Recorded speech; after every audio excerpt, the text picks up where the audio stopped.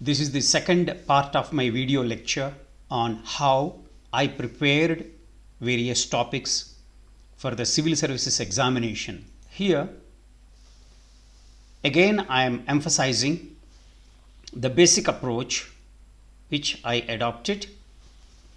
In this, I have identified the critical words in the topic or the question. I'll be taking the recent examples from the 2020 examination, but to emphasize one point here, when I was preparing for the civil services examination, there was no ethics paper. I have selected this question just to illustrate and just to emphasize a method which adopted by me and helped me, whether it was 1993 examination, 2000 examination, or 2020 examination of the UPSC, or the next coming decade. The method of approaching to the civil service preparation remains the same. Here, what I followed. I take this example now. Very quickly, discuss the role of ethics and values in enhancing the following three major components of comprehensive national power, that includes human capital, soft power, and social harmony. This is from 2020 mains examination from ethics paper, carries 10 marks and in 150 words. If I'm preparing this topic during my preparation, I'll identify the following, the critical words in this topic. To begin with, discuss. Never ignore these type of signposts. Discuss, narrate, explain, elucidate, examine, justify. These are the signposts in the particular question which is asking the candidate to go in a particular direction. It's like a signpost here. It says that which way you should go while answering this question is very important part of the question. What is discussion? The discussion includes the two or more people sitting together and discussing and debating about a particular point, how to go about it.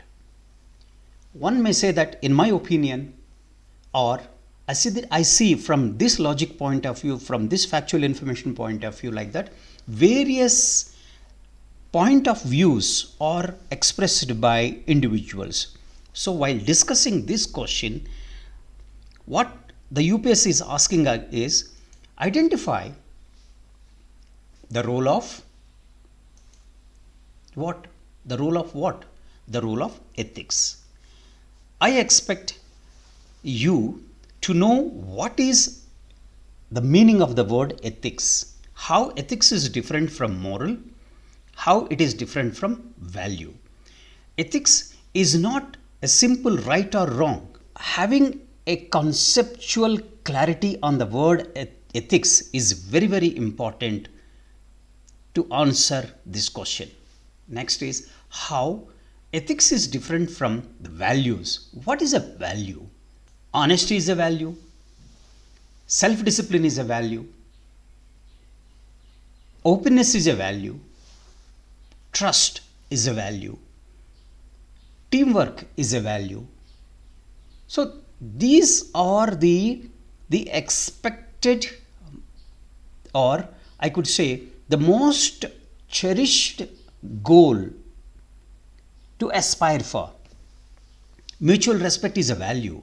In a teamwork, respecting each other's as a person, each other's competencies, skills is a value. The role of these two while enhancing the following. What is that? Enhancing means a positive impact of these ethics and values on the human capital. What is the components of the human capital?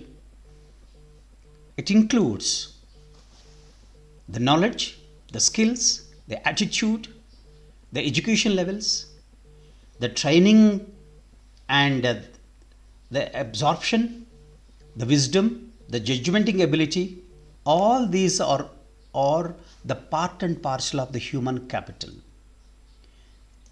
The next word in this is culture. The culture word per se is an anthropological or a sociological term. E.B. Taylor has defined a very comprehensive definition of culture, which I don't expect you to know in the general studies context, but knowing the near meaning of the word, the dictionary meaning of the word is useful while answering this question. It includes whatever you have acquired, your beliefs, your language, your skills as a part of the society is culture. It includes your education, your language, your religion, your belief and faith, your manners. All this comprises the basket, comprises the culture. Next is one more word in this is the policies. What is a policy of the government? Is basically the procedure adopted by the government to address a particular issue. To take the example of the COVID and the migrant laborers, what is the policy of the government identifying the migrant labor, especially the interstate migrant labor, documenting their whereabouts, their background, and digitizing the data, and ensuring the availability of the transport facilities, accommodation facilities, the fooding arrangements. These are the policies of the government. The regulations, guidelines, the law, the conduct. The third critical word in this is the social harmony. Means if a society has the different and multiple ethnic, religious groups, how they live harmoniously in a particular area. Now relate this understanding of the word social harmony is to our basic question. Again, we go back to the question, the role of ethics and values in ensuring, enhancing means in strengthening the interpersonal relationships, the culture and the policies, the culture of the society, the policies of the government, and in the larger social harmony. Is there any positive role for ethics and the values in enhancing these three? That's what you are expected to write in 150 words for 10 marks. See how important it is to know the exact meaning of each word: ethics, values, human capital, soft power, social harmony. If you know the dictionary meaning of these words, write that much, it comes to around 100 words. Remaining 50 words is basically whether there is a relationship, positive correlation between ethics and values and the human capital, soft power and social harmony. I'm very sure you will get excellent marks and you gain confidence in while preparing. You take the example 2. Now here I am giving you one question. I want you to identify the critical words in this and try to answer it on your own. Here is the question. Examine this statement. So what is the statement here? Monopoly coupled with discretion without accountability becomes the root cause of corruption. Do you agree?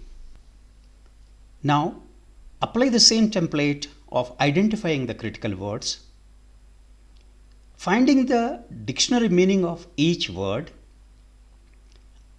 That is almost 60% of your answering the question, and the remaining 40% is whether monopoly and discretion without the accountability will that contribute to corruption in any society. That is applied portion.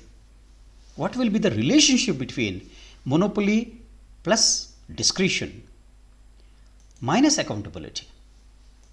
This is how I approach this topic. One is, he says that monopoly it has to be coupled with an enormous unaccounted discretionary power without accountability will result in corruption. So you have to know the exact dictionary meaning of the words. If there is no monopoly, there is a competition, there is oligopoly, different competitors are competing for the same item, and the very little discretion is available or given to the authorities concerned with absolute accountability, I'm very sure the corruption will become zero. Some of the countries where the corruption is near zero, like Scandinavian countries, New Zealand, and some other advanced and developed countries, where the discretion is nearly neutralized, almost zero, and the technology ensures accountability. I'm very sure in those countries, corruption is almost nil or negligible. So here, apply the same thing to Indian context. How many examples are there in your answer while preparing for this examination?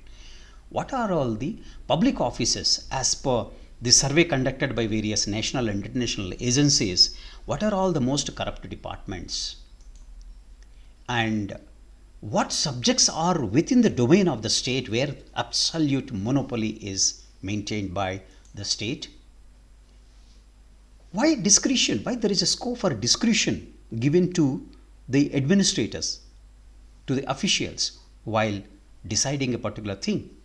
What are the examples you noticed? Can you just eliminate the discretion? So here, the Supreme Court has come up with a wonderful case study vis-a-vis the Member of Parliament's discretionary quota in allocation of the petrol bunks, gas connections, and the perks and other schemes basically. So what happened? These MPs, they started doling out these privileges to their party workers. Whoever is liked by them or in their good books, they corner these benefits. Those are not in the good books, so they did not get the benefit of the discretionary quota of MPs. The Supreme Court has said nothing doing while you are dealing with the public money from the exchequer. Whether it is the privileges extended to you, there has to be some objectivity, some transparency in allocation of the petrol bunk under your quota.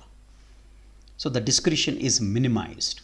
The second example, the allocation of the government quarters in the national capital Delhi. Previously, it used to be like, if I like your face, you get the quota. Now, no way. Everything is decided by the computer. Your date of joining, your rank, and your pay structure, whether you are on deputation, central pool, there are variable parameters. The computer decides. You apply online, and as per your entitlement, you will be informed well in advance that this particular quarter will be available to you by this time. So the discretion in allocation of the government quarters is almost negligible in allocation of the DDA flats. So accountability is fixed only through technology infusion. In the absence of the technology, where fixing the accountability is so difficult, passing the buck. So here, the auditing of various decisions, the expenditures incurred, may fix the responsibility to great extent, but however, the technology is the solution for this. Yes, discretion shields the accountability. So here, my advice, in fact, what I followed while preparing for the civil services examination, when I'm not clear about a particular word and the concept, I did not approach my senior or other candidate. I approached the book. I surfed the net.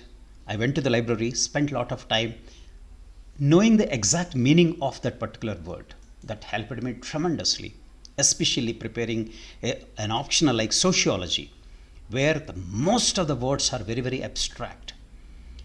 In fact, I kept the Oxford Dictionary of Sociology for my reference to each and every word which has a sociological connotation, social action. In fact, I read what is a social, the word social, what does it mean? Action, what does it mean? Not taking a word by face value and presuming or believing that I know the answer to that word, the dictionary meaning. I'm afraid. I don't believe in that unless you prove it again and again and again. Next important, the guideline for me is always have the facts on hand. Ignore the opinion of others. Form your own opinion based on the factual information which I have collected. Next is always have this reasoning skills. A skill is a learned behavior. The reasoning is a learned behavior. The more we collect the factual information and try to apply to a near real life situation will surely enhance our reasoning skills from the facts collected.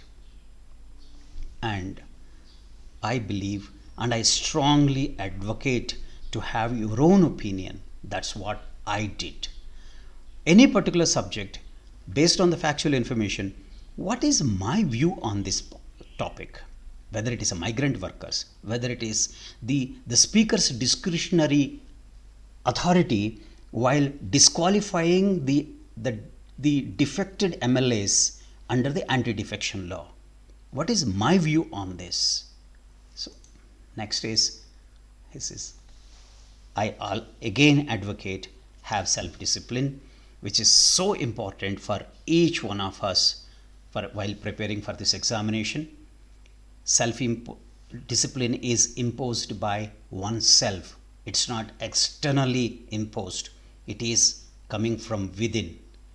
I imposed these restrictions, self-discipline on my conduct, on my way of preparing for this examination.